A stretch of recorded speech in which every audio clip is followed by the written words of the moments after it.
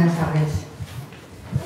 Buenas tardes y encantada de una nueva entrega, encantada de celebrar una nueva entrega de Alimentando Lluvias, esta vez la quinta. Ahora lo contará Esther y ya es la última hasta, creo que septiembre, ¿no? Septiembre para dejar diciembre. Ya dejamos junio, julio y agosto. Descansamos de Alimentando Lluvias en muchas actividades y volveremos en septiembre. Hoy con un poeta joven, Manuel Valero, que lo va a presentar ahora Esther Avellán, con lo cual les dejo con ellos. Muchas gracias y seguimos con Alimentando Lluvias. Muchas gracias. Bueno, muchísimas gracias por venir. La verdad es que aquí se está bien, hace mucho calor fuera, con lo cual vamos a disfrutar un ratito de Manuel Valero Gómez. Bueno, para los que no conozcáis a Manuel, él nació en 1986 en Alicante y es profesor crítico literario y poeta. Doctor en Filología Hispánica por la Universidad de Granada y ha impartido docencia en la Universidad de Valencia y la Universidad Miguel Hernández, y actualmente colabora con la Universidad Internacional de Valencia. Su obra poética ha sido incluida en diversas revistas y antologías, Nueva Poesía y Narrativa Hispanoamericana o Cartografías de Orfeo, antología de joven poesía valenciana, mereciendo además algunos premios.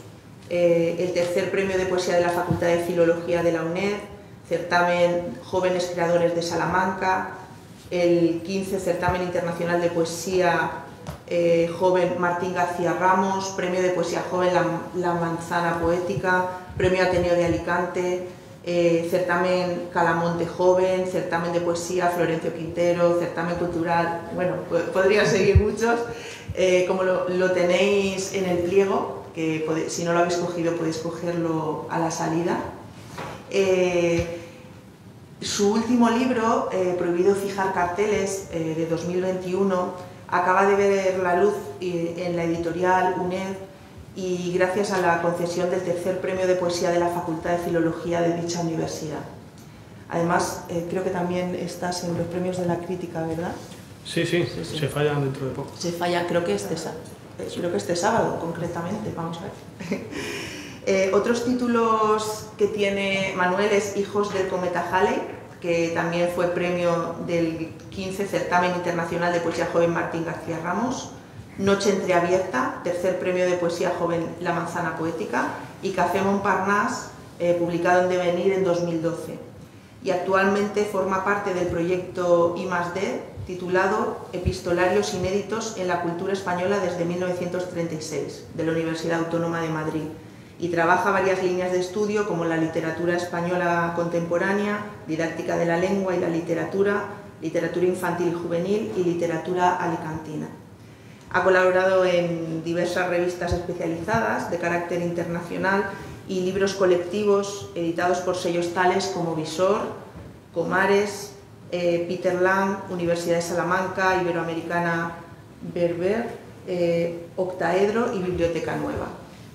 Y bueno, además ha editado a diversos autores y publicado varios monográficos, entre los que destacan Juan Gil Albert y la poesía española del siglo XX, que fue publicado en Pretextos y además fue premio Gerardo Diego de investigación literaria, y el grupo de intimidad poética, primera promoción poética de la posguerra alicantina, publicado El Toro Celeste, Fundación Unicaja, UNED, Málaga, 2018.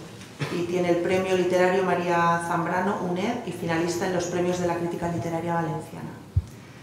Bueno, abrirse frente al poema y recorrer cada uno de los misterios que esconde el lenguaje no es tarea fácil. Y en ocasiones yo creo que es un acto en el que reconocer todas las máscaras que nos subyugan y construirse frente a aquello que es indefinible, ¿no? El presente, el pasado, el futuro se abrazan para crear una historia de verdades y mentiras que se traduce en un yo que apenas conocemos y que yo creo que fluye a través de la escritura o para la escritura. Y Manuel Valero, creo que en su poética, ahora nos hablará él, pero creo que enlaza muy bien porque desde mi punto de vista es una poesía del presente, pero con mucha memoria. y que mira hacia el futuro, ¿no? Entonces enlaza esos tres factores que a veces en algunas obras se quedan como muy desleídos, ¿no? O separados. Él se define, de hecho tiene un libro que lleva ese título, como hijo del cometa Halley, un poeta que yo creo que nos asoma a esa dualidad que emana entre la poesía y la vida, entre lo místico y lo cotidiano, y por encima de un pulido trabajo estético, pues existe una búsqueda y una preocupación por lo social, una toma de conciencia sobre lo colectivo, sobre las ideologías, y yo creo que sobre todo lo que le afecta generacionalmente, ¿no? Y antes lo he comentado, una reflexión sobre la memoria y la imposibilidad del olvido. Sus versos para mí destilan profundidad y sus sombras dan fe de los acontecimientos que define al ser humano y lo hace descubrirse en la liberalidad del día a día. Es un intercambio con el papel en blanco que se traduce en el empeño de vagar por la herida, por esa cicatriz que dejan muchas voces a nuestro alrededor, que uno lee, que uno escucha y sobre todo que crean una incertidumbre cuando uno mira a su alrededor, ¿no?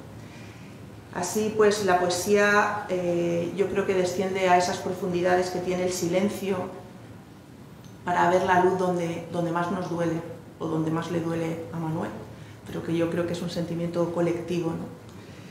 Y luego también el tiempo, la rutina cambiante, está también mucho en sus versos, y el desencanto, la soledad, nos sitúa en una realidad de sueños rotos, de incertidumbre, y creo que en un retrato de esta sociedad capitalista feroz que nos atrapa y nos hace a veces entrar en crisis como individuos. La muerte también está muy presente y da giros inesperados, y yo creo que este concepto hace que el poeta indague y reflexione sobre lo transitorio, sobre la no permanencia. El amor, la belleza parece tener un efecto ilusorio y los sentimientos yo creo que se evaporan entre la superficialidad que nos rodea. Yo creo que su poesía se convierte en elemento potenciador o en herramienta que alumbra el propio pensamiento, y su desasosiego y su inconformismo navega por los versos y construye un paisaje metafórico que en ocasiones pues revela una sutil ironía sobre el poder y sobre el liberalismo también. Esto es una opinión personal sobre su poética y sobre mi lectura sobre sus libros, pero yo creo que es mejor que él tome la palabra y luego pues vayamos dialogando con todo lo que surja. Buenas tardes, muchas gracias, Esther Avellán, no solo por la presentación, sino también por la coordinación de estas jornadas y también de los pliegos, que ustedes han podido tomar uno a la entrada, y agradezco también a Pilar Tebar, a las dos, la invitación, y también que haya confiado en impulsar este ciclo de poesía que lleva tantos años aquí. También le quiero agradecer a Pilar, hacía años que no me llamaban joven, entonces claro, me he acordado de Cervantes, del segundo Quijote, que decía que no se escribe con las canas sino con el entendimiento. Y yo tengo un problema, que vivo casi en un oxímoron porque tengo canas desde los 17 años, entonces me encuentro en una situación un tanto confusa. Y también gracias a ustedes que han venido aquí a pasar un rato en el Instituto Alicantino de Cultura Juan Gil Albert. Quisiera decirles que cuando uno se enfrenta a una lectura de poesía, sobre todo no como asistente sino como lector, toma cierta distancia y se hace preguntas porque estamos acostumbrados a unas formas de cultura, ¿no? La imagen, la rapidez, y hay cierta asonancia, ¿no? Entonces, el señor que lee, que en este caso soy yo, el autor, creo que debería ser compasivo y de algún modo apiadarse del auditorio, así que he escuchado que las anteriores sesiones se alargaban 1 hora y media, ya les adelanto que mi sesión será más breve. La estructura ya la ha adelantado Esther, será un diálogo a raíz de unas preguntas, con lo cual no habrá un turno de preguntas final, sino más bien les rogaría que si quieren intervenir no será tomado como una interrupción, sino más bien como parte de este diálogo en el que saldrán al paso la lectura de algunos poemas.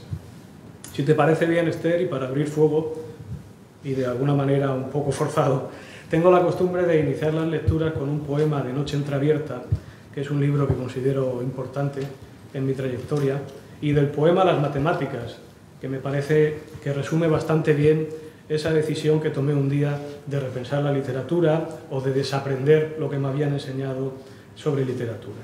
Este poema, que de alguna manera recupera esa dialéctica del poeta Bertolt Brecht, nacido en la Selva Negra, Alemania, y que, si les parece bien, se los voy a leer. Las matemáticas. 2 más 2 nunca fueron más que 4, y la raíz cuadrada del hambre solloza sobre el alto exponente del 2, triste y encorvado sobre su pupitre. 2 más 2 nunca fueron más que 4, y sin embargo los números primos, los multiplicadores, y sin embargo, por mucho que varíen, el orden de los ladrones no altera el usufructo. 2 más 2 nunca fueron más que 4, y las cuentas y sumandos, y las plusvalías y dividendos, derraman los números, el 1 después del 1, el 2 después del 2, el 3 después del 3. Derraman una gota de sangre en el borde mismo de la página, en el borde sucio de la página, allí donde nosotros cobijamos un despacho en el silencio, la cena fría delante de la historia, un hombre solo en la casa sola, la suma de las horas extra, la resta de los domingos laborables y la cartilla del desempleo en vencimiento. Y todo porque las matemáticas consisten precisamente en eso. 2 más 2 nunca fueron más que 4. La verdad es que este poema, que con el paso del tiempo parece que no pierde actualidad, y no sé por qué será, Esther. No sé si es porque no han cambiado los explotadores, o nosotros seguimos como el 2, tristes y encorvados. Bueno, ya que has leído ese poema que dices que es como un poco definitorio, ¿no?, de cuando te pusiste con el tema de la literatura, eres un poeta que ha empezado joven y es considerado poeta joven, ¿no?, el titulito etiquetado. Tus primeros premios se han movido en ese rango, ¿no?, de poesía joven. Cuéntanos cómo fueron tus primeras experiencias con la poesía, o si recuerdas cuál fue tu primer poema, o cuándo empezaste tú a escribir con voluntad estética realmente. Bueno, esto de los premios, siempre que me toca hablar de los premios, que de alguna manera es una cosa elegida porque uno se presenta a los premios normalmente. Me acuerdo de unos versos de Gloria Fuertes, que decía que está comprando a plazos una flor natural como esas que le dan a Pemán en algunas ocasiones. Quiero decir que últimamente yo tengo la intención y me estoy esforzando para ganar un premio literario en el que conozca a alguien en el jurado. No sé si me entienden. Quiero decir, hace algunas ediciones en un premio, cuando fui a recogerlo, me comentó un miembro del jurado: pero hombre, haberme avisado que eras amigo de fulano. Se lo comentó un compañero que me dijo: claro, es que así no tiene tanto mérito, ¿no? Entonces les quiero decir que lo de los premios literarios me parece un acceso o una ventaja a la hora de editarlo y no dejarse engañar por las editoriales, ¿no?, que es lo que suele... Que es una vía de edición, al sí, final. de difusión. Sí. En cuanto a los primeros poemas, pues uno tiene las inquietudes en el pupitre de secundaria o de primaria, y sí que hay un paso decisivo en el que considero que Café Montparnasse juega, publicado en 2012, juega un paso importante. Siempre recuerdo unas palabras de Louis Baguet cuando presentó el libro en 80 Mundos, que decía que era un libro arriesgado, y también dejaba sentir ciertas consonancias con la otra sentimentalidad, que es una tendencia, una escuela, si se le quiere llamar, de la que yo no solo bebo, sino de la que yo parto. He repensado cierta propuesta poética a partir de un momento dado, y por eso he destacado Noche Entreabierta. Como saben ustedes, la otra sentimentalidad es un movimiento que surge en Granada entre los años 70 y 80 a raíz o al amparo y el magisterio del profesor Juan Carlos Rodríguez, del que tuve suerte de pasar por sus aulas, así como del profesor Miguel Ángel García. Y... Si quieren, sí, puedo leer un poema que sale al paso. Sí, por supuesto. Leeré un poema de Hijos del Cometa Halley que se llama Chicago, si lo encuentro, que es lo malo de no prepararse los recitales. En el tiempo sí lo tenemos. si no lo cuentas. No, sí, sí me lo señalo, pero... Aquí. Y está dedicado a la poeta Ángeles Mora y al propio profesor Juan Carlos Rodríguez. El Chicago. Eran mis años de la bohemia provinciana. Por entonces, la vida fue tan miserable como ahora, acaso más vaporosa y entregada al vicio de la superchería. Te conocí en los arrabales de Reina Victoria, en aquel café nuevo a donde la tertulia trasladaron. Las paredes eran color ocre, la literatura breve y los sueños se escribían en libros de tapas desgastadas. Si no me engaña la memoria, con 2 parroquianos contaba la mesa de aquel día, un poeta de boina y carajillo y estas manos, jóvenes todavía. Llegaste tarde, con la voz rota por culpa del tabaco y con tu bigote cernudiano de los años 20, como quien a empujones habla. Farfullas sobre física, farfullas sobre Albéniz y Piazzolla, ¿recuerdas? Pertenecías al colectivo 70, aquellos muchachos asamblearios que la transición sufrieron entre los grises, las guerrillas y la trastienda franquista. De aquellas cervezas, de aquel salario que muerde en el silencio, guardo la impresión confusa e inquietante de un poema olvidado. Las calles recién regadas de asfalto, los otoños sin nombre, las avenidas roncas, el pretil, la jofaina, la radio y la guardilla. Y puede que, como dice el poeta, mañana sea cada lunes, cada bostezo herido, cada puñalada de zinc caliente que amenaza en los almacenes y fábricas, en los despachos de notario y anuncios de comercio. Hoy, año 14 del milenio nuevo, julio, para más señas, han bajado los índices bursátiles, los dividendos y sus plusvalías. Han rugido los pulmones de un niño, sus cuerpos desmembrados y sus manos cortadas. Ha cerrado la banca, como de costumbre, al caer la noche. Y he visto tu rostro nuevamente. Sí, después de tantos años, he visto tu rostro nuevamente. 10 años, 20 años, un siglo, una guerra, 2 guerras, una vida, ¿qué carajo sé, diablos? Sí, he visto tu rostro, y quisiera pensar finalmente que no has caído, que no te has dejado derrotar, que aquellos ojos y aquella desgana que se adivinan de haber mal dormido no son fruto del asedio, del expolio de las prostitutas, del alcohol y del Prozac, de las estrategias del capital. Hoy parece imposible aquella historia. Tú, que tanto has dolido, que bien sabes a qué historia me refiero, a ti que te llaman el Chicago, a ti que solo te ha quedado esa forma oscura, esa forma triste de vestir la vida, de ocupar la vida, de hacerte daño y gastar la sombra, mientras recoges, muerte a muerte, los despojos de tu dignidad. Me alegro de que hayas leído este poema porque justamente aquí en este poema se ve un poquito todo lo que hemos hablado antes. Primero la parte de memoria, que creo que haces referencia, y esa unión de presente y pasado, ¿no? Que antes comentaba yo en la introducción. Quería preguntarte, porque eres una persona muy metódica y muy exigente contigo mismo en cuanto a la forma, la estética del poema, ¿no? Pero al mismo tiempo, o sea, cuéntanos un poquito esa importancia de la estructura visual que tienen tus poemas y cómo te detienes mucho también en la construcción, no solamente en el contenido, ¿no? Bueno, deberé confesar que esto lo dice Esther porque la he traído de cabeza durante aproximadamente 2 semanas, ¿verdad? Con correos y... No, pero cualquiera que vea tus libros se ve que todo el tema de la estructura y de la parte visual, ¿no? De la estética visual de los poemas, creo que es muy importante, y además imagino que tiene una intencionalidad bastante clara en cuanto a poner énfasis en algunos versos, en la cadencia. Sí, claro, esto es una idea que no solo responde a la colocación versal o la disposición del poema en la página, sino también a la unidad del libro. La verdad es que a mí me gusta hacer libros de poemas y no poemas de un libro, quiero decir, y a poder ser breves, que son mis preferidos normalmente, libros breves que suelo leer de una tirada, de otros autores, claro.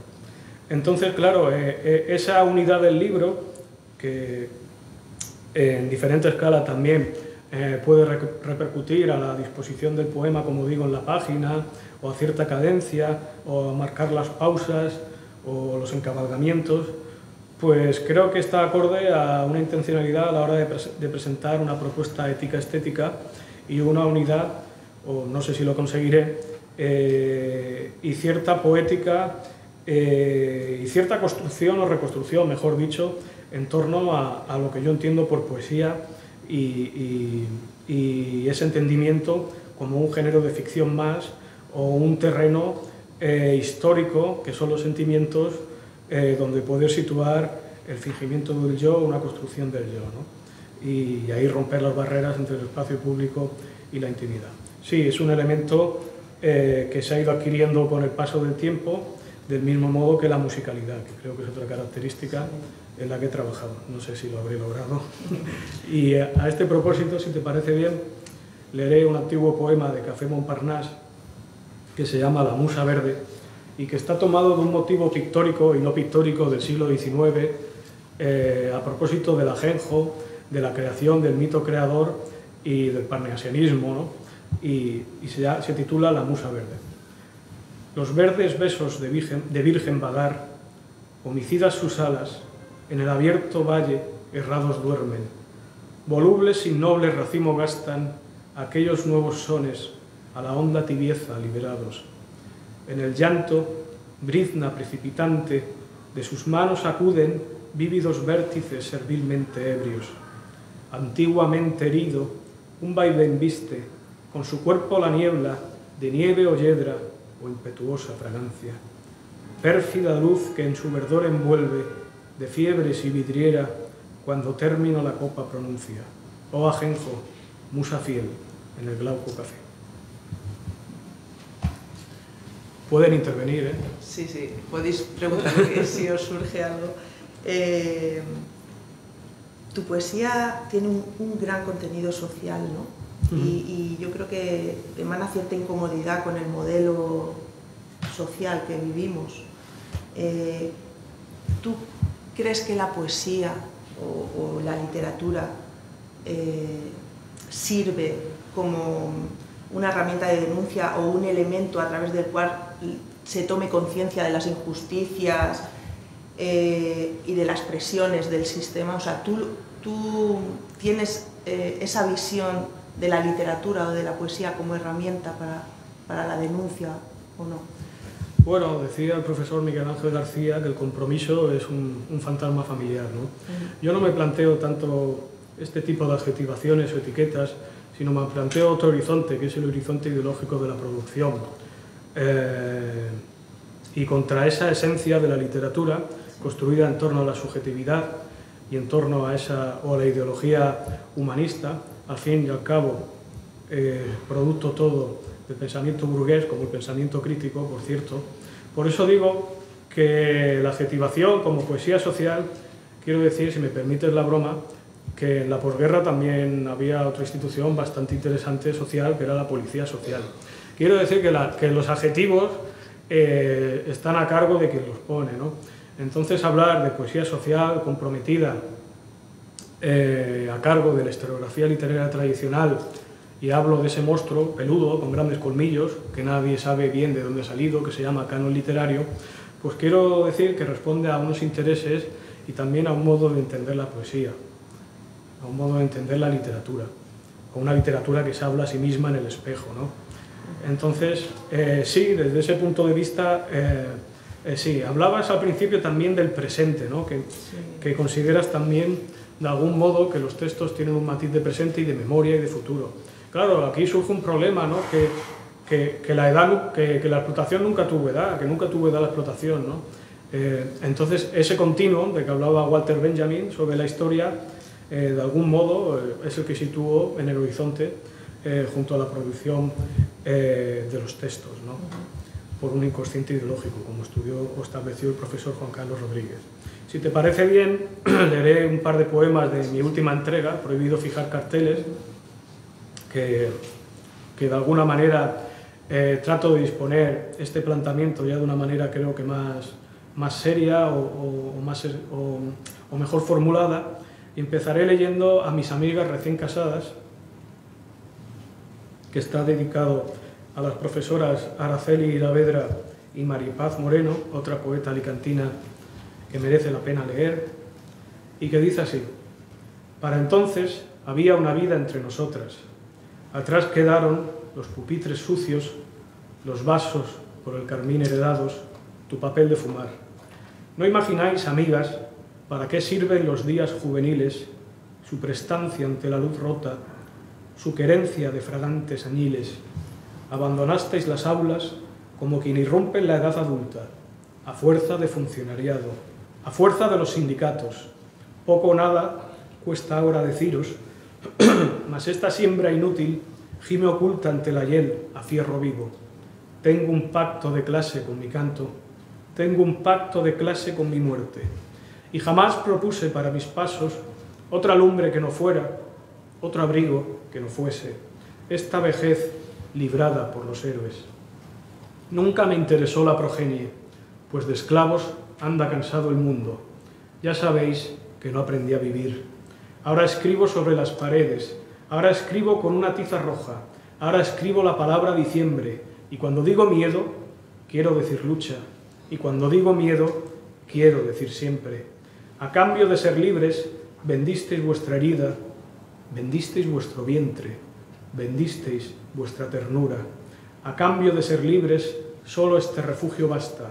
Sí, a cambio de ser libres, el feminismo domesticado, el marxismo de salón, a cambio de ser libres, y cuando digo libre, quiero decir madre, y cuando digo libre, quiero decir siervo. Ya sabéis que no aprendí a vivir. Si te parece, prosigo con Prohibido fijar carteles. Leeré el último poema, que se puede considerar una poética, o la poética al menos más reciente de la que he elaborado, y que no lleva título, pero dice así: he tomado tu cuerpo extendido sobre la página, mas no fue por su blancura, sino por el tacto áspero de una palabra que ciego y torpe me encontré en otro nombre escrito, como si de una hipérbole de sábana se tratara, pues anduve entre gigantes, entre metáforas aladas por el cielo y el engaño, a las puertas de nuestra vanidad cautivo, cuando más aún, sin la derrota haber mudado, fueron metales pesados los heraldos muertos, fueron cadenas mordidas tus manos exánimes. Quieren los labios buscar su condena, como antiguamente la luz buscaron, desnudez fingida de máscaras y sombras, allí donde el poema nos encuentra heridos de historia, de ficción y plusvalía gastados. Una de las cosas que no hemos hablado es ese tono irónico o incluso de sorna que en algunos momentos tienen tus poemas. Yo creo que Prohibido fijar carteles concretamente es ejemplo, ¿no?, de ese tono irónico que Manuel tiene en su poesía. Cuéntanos un poco este matiz, lo utiliza, o sea, quiero decir, ¿es algo que te nace, que es cosa del carácter, o es realmente una ironía estudiada y decir, voy a utilizar esto como herramienta para poner énfasis en el mensaje y que llegue de una manera como más cortante? Pues hombre, imagino que es un elemento más del cuestionamiento de esa idea que gira en torno o que nos ha llegado a nosotros sobre la verdad esencial de la poesía, la de un sujeto poético que cuenta o que se expresa o que crea. Y sí, normalmente es calculado, pero uno no puede esconderse y dejar pasar cuestiones que le pasan en la vida diaria, ¿no? Así que un poco de ambas, sí. Bueno, no sé si alguno tiene alguna pregunta o le apetece intervenir. ¿Quieres que leamos alguno más? En Hijos del cometa Halley concretamente, es un poemario un poco que tiene mucho de canto generacional, ¿no? Porque defines un poco esa generación tuya, que se ha encontrado con un mundo concreto. Entonces, háblanos un poquito de esa visión tuya de generación, o si quieres que leamos algún poema de ese libro. Sí, hay uno concretamente que se llama Cántico Generacional. Sí, leeremos uno de Hijos del cometa Halley que utiliza la intertextualidad y también esa ironía, y luego leeremos Cántico Generacional. Este primero se llama Oh Capital, mi capital, salmo contra Walt Whitman, y creo que puede reflejar lo que hemos dicho, ¿no? Los mercados financieros conocen las tardes de domingo, los desiertos su numeración, las clases subalternas. Toda la vida resume una cifra. Vienen y van los hombres, los espejuelos resbalando en sus tabiques, entre los parqués y la usura. La jornada comienza entre amaneceres de níquel y oro, visillos apolillados, gabanes, carros de basura y ungüentos de sangre. Nadie declinar la rosa sabe. Todos los hombres son el mismo hombre. Todas las rosas son la misma rosa. Sí, los banqueros hacen el trabajo de Dios. Y luego la otra línea que tú comentas, que se plasma en el Cántico Generacional, pues sí, de algún modo se refleja en estos últimos poemarios una visión hacia uno mismo y hacia los demás, o hacia los demás y hacia uno mismo. No sé si tanto como crítica hacia mi generación o crítica a uno mismo. De todas maneras, tampoco creo que haya tanto cambio entre mi generación y generaciones anteriores ni futuras, ¿no? Leeré Cántico Generacional, si os parece bien. Queríamos tomar la vida por la fuerza, caminar sobre los adoquines como quien espera el alba, abrazar la juventud entre sonrisas y banderas, entre consignas y pupitres. Éramos los hijos del cometa Halley, aquellos nacidos en mitad de los 80, con el habla cansada y la infancia recién desleída. Nada más bello ardía que un contenedor o una oficina de banqueros, los taxímetros, las mecanógrafas y el llanto de Dios sobre nuestros hombros. Aprendimos la vida a fuerza de traición en tratados de Bakunin y manuales de Althusser, aquellas ediciones de los 70, la huelga de los tranvías, las manifestaciones y un lejano hedor, una extraña sensación entre tinta y sudor, hacinaba nuestra memoria en la barra de los bares. Queda lejos ya la vida, tan cerca todavía, cuando hurgamos entre los afiches, entre los besos y las caricias, olvidadas en cualquier cajón. No conozco esos rostros, no conozco esos muertos que ahora ocupan un lugar en las secretarías, un lugar en los consejos de administración y organizaciones sindicales. No conozco esos rostros, no conozco esos muertos rendidos al exilio, rendidos al desempleo. Y puede que, a fin de cuentas, la vida y sus plusvalías nos empujara a los callejones más oscuros, que aquellas jornadas de carreras y zapatos rotos, sin saberlo siquiera, oh, Belachiao, no fueran más que una estrategia, un ajedrez asolado desde donde nos reinventó el capital.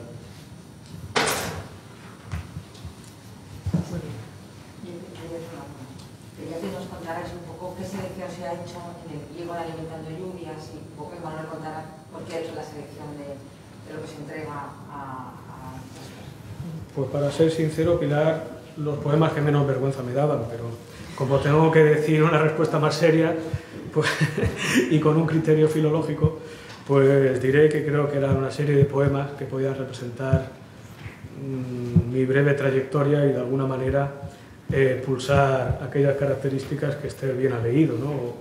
o ha reflejado. Sí, yo creo que el pliego verdaderamente consigue dar esa panorámica de lo que son todos los libros que tiene Manuel publicados, porque ha cogido todos los ingredientes, ¿no? que tiene como fundamentales su poética. Y entonces me parece muy interesante.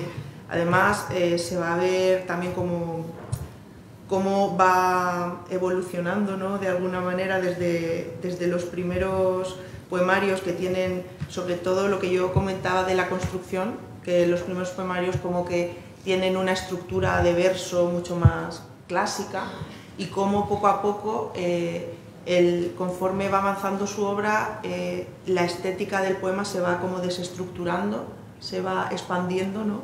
Quizá como el propio espíritu del poeta, ¿no? que se expande, ¿no? Y creo que desde mi punto de vista es una elección muy buena para acercarnos de manera sencilla a todo lo que él tiene escrito. No sé. Sí, bueno, tampoco tengo mucho que opinar porque he hecho yo la selección y me da vergüenza opinar de eso. Si os gusta, pues yo lo agradezco. Sí que me gustaría leer un poema de una persona que algunos de los presentes conocen. Se llama El buzón rojo, in memoriam, al poeta alicantino Francisco Alonso Ruiz, y que me gustaría dedicar el poema a Rosa María Monzó, que me conoce desde muchos años y siempre me ha acogido con su afecto y amistad. En fin, este poema, El buzón rojo, a Francisco Alonso, que falleció en 2018 y que yo solía visitar y considero también una persona que no solo ha influido, sino... No me gusta hablar de maestros, porque para eso uno debe estar a la altura, el discípulo de la palabra maestro, pero imagino que es una persona importante para mí.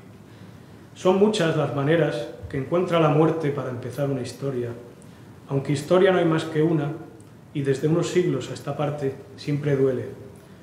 Medir con brevedad la vida de Francisco Alonso Ruiz resulta tan cruel como reducir a una entrada bibliográfica medio siglo de entrega a la poesía, tanto como sajar las bridas de la memoria y hacer balance, amontonando una sobre otra, anécdotas que mañana tomarán un pulso torpe en la página desempolvada, de no sé qué cronología, de no sé qué tomo perdido en el estante de cualquier biblioteca pública.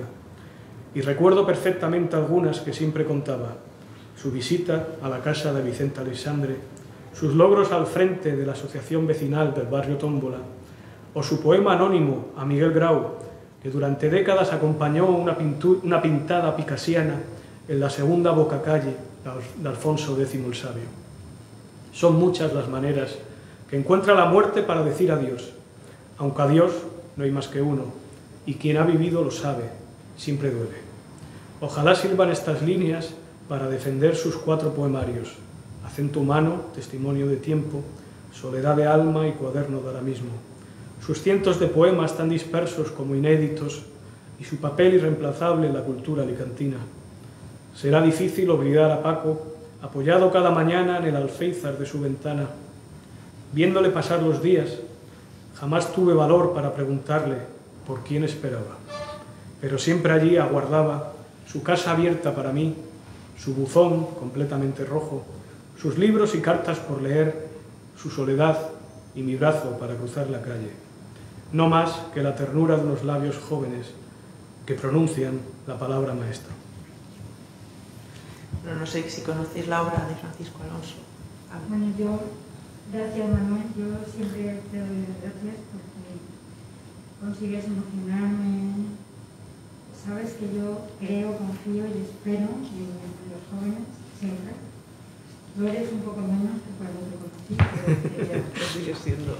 Eres un cronista de tu generación, eres una persona consciente y implicada. A mí me recordaba, siempre me traes, por mi poema, siempre me traes imágenes de mayo del 68, del 15M, de nosotros cuando éramos más jóvenes. Tu generación, ¿dónde encuentra la esperanza? ¿Tiene esperanza? Bueno, yo en lo que Quevedo llama hablar con los muertos, es decir, leer. Pues los demás no lo sé. Pues no lo sé, la verdad, no es una pregunta que me haya hecho. Procuro no ver el telediario, eso sí. También no sé qué opina el resto de gente, tampoco soy yo portavoz de nada, ni me siento capaz de hacer un diagnóstico. Claro, totalmente, claro. Él es muy irónico, sí.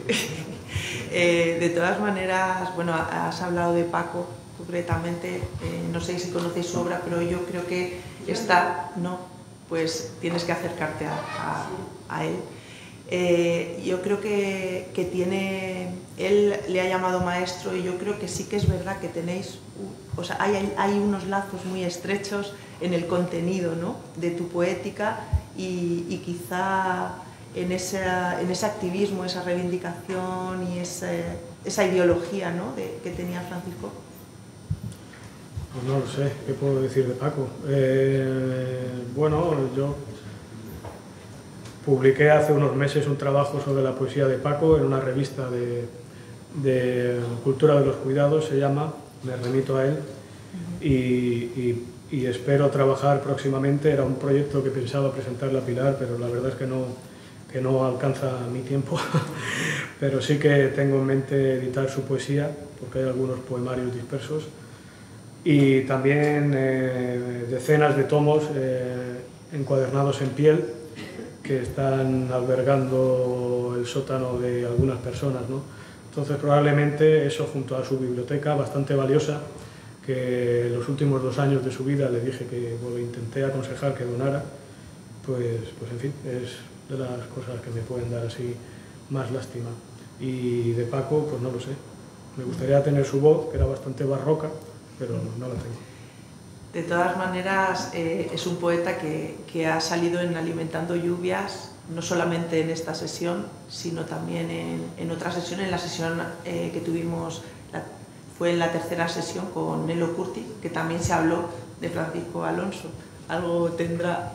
Sí, yo conocí a Paco y Nelo Curti, los conocí antes de conocer a Rosa, o sea, que imagínate, es hace tiempo, y eran en las tertulias del Tábano, que iba con, me invitó mi hermano, que es fotógrafo, y ahí conocí a Paco, y bueno, es una pena que no estén editadas sus obras, la verdad. Bueno, aunque yo las reivindicamos aquí. Sí, bueno, creo que lo estamos haciendo. Claro. Bueno, sí. Cuando hablas, o sea, no sé, no me lanzo, quiero decir que seguro que es equivocada mi visión o totalmente matizable. Pero sí que veo que tienes una visión del mundo, de la poesía, de las relaciones, a través de la visión de la sociedad. O sea, cómo la sociedad influye en ti, ¿no? Cómo esa crítica hacia lo social, pero también cómo la sociedad te ve a ti, influye, ¿no? Para que tú te enfrentes al texto poético, al ejercicio poético, incluso a esa visión de la sociedad. No sé si me he hecho bien, pero bueno. Bueno, imagino que sí, si es una apreciación que has podido hacer, imagino que tendrá algo de verdad. Yo la verdad es que me enfrento a una problemática, que es la problemática de la producción textual y de nuestro inconsciente ideológico, y a partir de ahí intento cuestionar esa subjetividad tradicional, con bastante dificultad, por cierto. Así que de algún modo sí creo que van los tiros por ahí, por la pregunta que te agradezco que hayas intervenido, porque seguro que anima al resto de gente a intervenir. Yo creo que hay una dialéctica ahí entre el pensamiento y la cotidianidad a la que uno se enfrenta, ¿no? Que está de fondo en tu obra. Sí, bueno, la muerte diaria de Vallejo creo que imagino que tomó de Quevedo también, pues imagino que es a la que uno se enfrenta, ¿no? Y descubrir todos esos recodos a los que hacer frente a una producción de la vida o la miseria de la vida que nos ha tocado vivir, pues creo que merece la pena, ¿no?, dedicarse a escribir. Antes ha preguntado Rosa sobre el tema de la esperanza, ¿no?, de tu generación. ¿Tú crees que hay una generación con las características, me refiero a nivel poético, crees que sí que hay una generación conformada con unas pautas estéticas o unas pautas temáticas que con el tiempo trascienda como generación? ¿O crees que la producción de cada poeta va por su lado? ¿Cómo lo ves tú esto? La verdad que no he leído mucho a los poetas contemporáneos, la verdad, o menos de lo que debería, mejor dicho. Pero imagino que en cuanto se sigan las mismas coordinadas en cuanto a la idea de poesía y todo lo que subyace en torno a la ideología humanista de la creación, de la verdad de la poesía, de la mirada esencial, pues creo que tampoco importará mucho fluctuar entre etiquetas o adjetivaciones. Por eso bastaba la broma de la policía social y la poesía social. Creo que estaría bien leer un poema y así contestar algunas preguntas que se me han hecho. Leeré un poema de Noche Entreabierta y que no tiene título, pero bueno. Vosotros que habéis sido mitad hombre, mitad historia, mitad gesto, vosotros que habéis sido un silencio recostado en la arena de aquel mayo, y la infancia y la música heridas, y las manos cortadas, y las bocas golpeadas. Vosotros, os digo, que habéis nacido de un amanecer postrado, sí, un amanecer postrado, de hombres y salarios medios, pensiones, tasas y clases subalternas. Vosotros, a vosotros me dirijo porque habéis sido, porque habéis nacido, a vosotros me dirijo porque no sabéis cuánto dolor pueblan los andenes, cuánto dolor pueblan los cinematógrafos, tanto despacho y tanta burocracia, cuánto dolor respiran las fichas y registros. Sí, a vosotros me dirijo, hijos de este amanecer postrado, argonautas de la noche, hijos de tanta belleza cruel. Un rostro muerto por cada ola rota, sangre, tos y cuerpos desmembrados. A vosotros, esclavos de la historia, esclavos de la noche, a vosotros que habéis sido patria de mercaderes. Tabernero, aguardiente, date prisa, y aún estamos a tiempo. Vosotros que habéis querido ser un jueves, vosotros que habéis querido ser la historia. Tabernero, aguardiente, date prisa, no hay tiempo que perder. Muy bien, no sé si alguien tiene alguna pregunta más. Sí. Quería preguntarte que qué poetas o cadáveres han dado vida a tu poesía. Bueno, pues imagino que varios, ¿no? Pero uno tiene preferencias por Pasolini, por Javier Egea, la otra Sentimentalidad, César Vallejo. Creo que la intertextualidad es varia y creo que se mueve a lo largo de la historiografía, pero con esos nombres creo que podría formular un devocionario personal.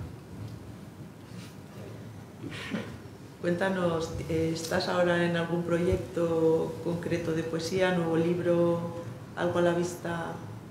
Bueno, sí, hay un libro que no puedo revelar el título porque han desvelado que es finalista en un premio, está a la espera de ser juzgado, la escritura de otro, y bueno, también con escepticismo, ¿no? Porque uno no sabe, al final llega un día y no sabe por qué escribe poemas o deja de escribir, entonces uno no sabe cuándo llegará ese momento. Uno no abandona la poesía, ¿no? La poesía lo abandona él. Seguramente, y sale al paso un poema. Yo creía que tenía mala memoria, pero creo me estoy descubriendo que no. Que te sabes tus poemas. No creas. Uno de los primeros poemas de Hijos del cometa Halley, que tampoco tiene título.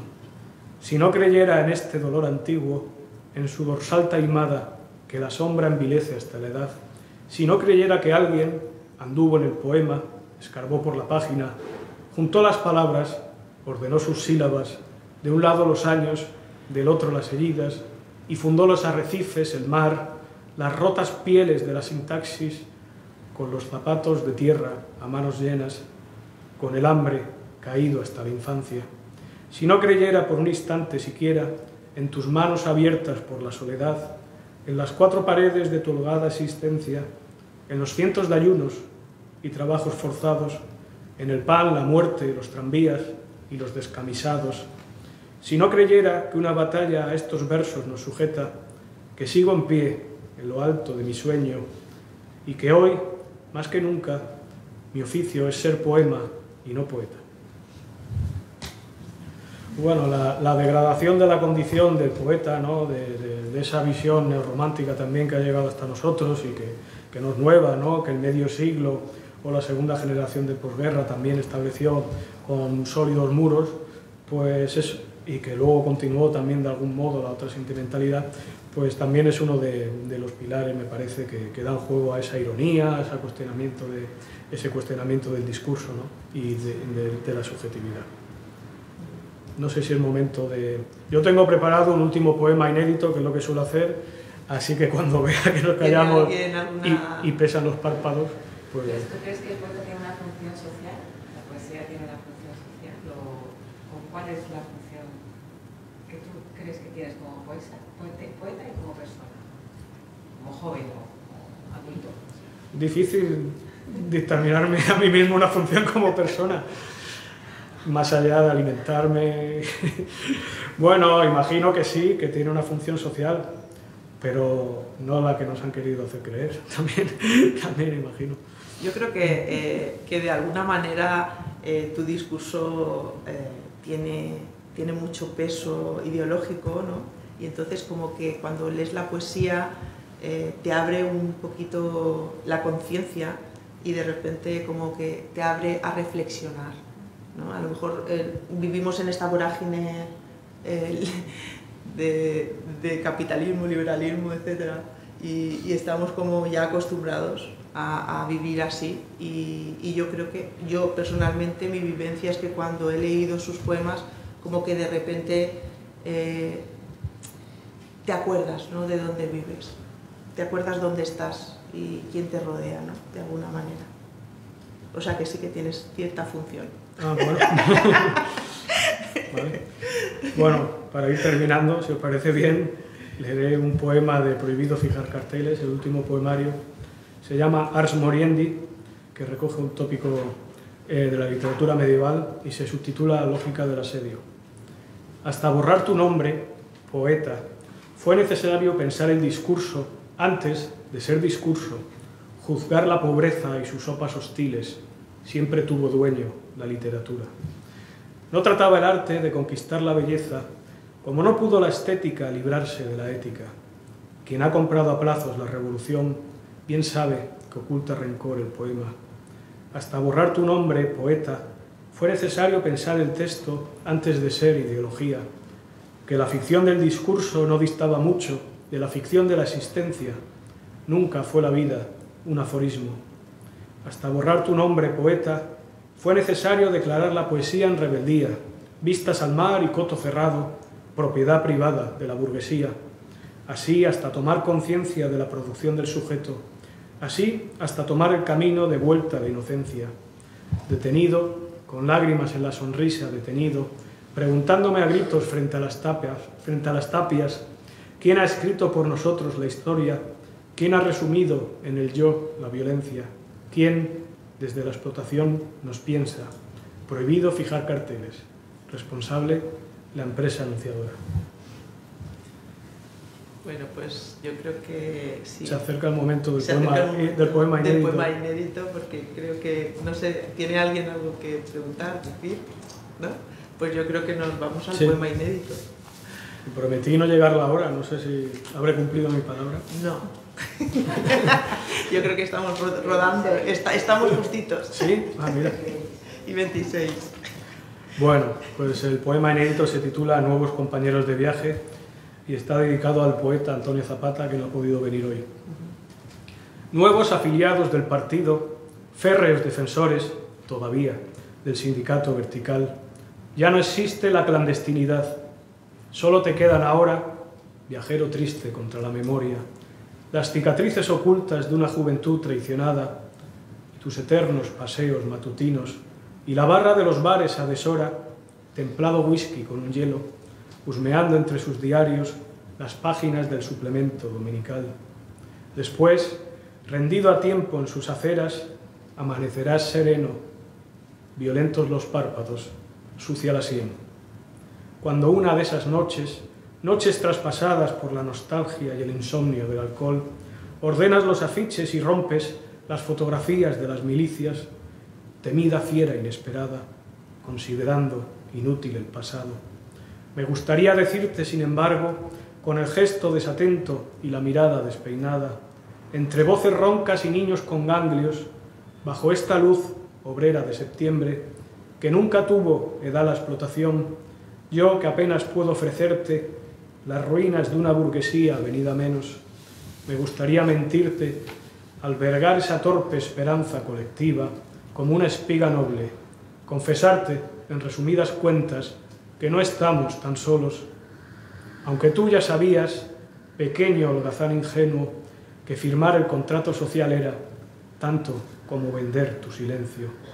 Ellos consiguieron que tu lucha fuera también tu mayor condena.